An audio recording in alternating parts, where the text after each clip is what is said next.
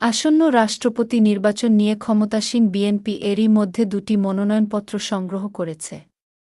এরপর বিরোধী দল ও জামায়াতে ইসলামী নেতৃত্বাধীন ১১ দলীয় ঐক্য জোটের পক্ষ থেকেও রাষ্ট্রপতি প্রার্থী চূড়ান্ত করা হয়েছে। ওই জোটের পক্ষ থেকে রাষ্ট্রপতি নির্বাচন করবেন এলডিপির চেয়ারম্যান কর্নেল অলি আহমদ।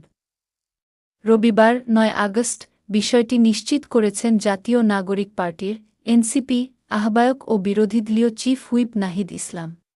রবিবার মিন্টো রোডে বিরোধীদলীয় নেতার সরকারি বাসভবনে আসন্ন রাষ্ট্রপতি নির্বাচনে অংশগ্রহণ এবং বিরোধী দলের পক্ষ থেকে প্রার্থী মনোনয়নের বিষয়ে ১১ দলীয় ঐক্যের শীর্ষ নেতৃবৃন্দের বৈঠক শেষে সাংবাদিকদের একথা জানান তিনি।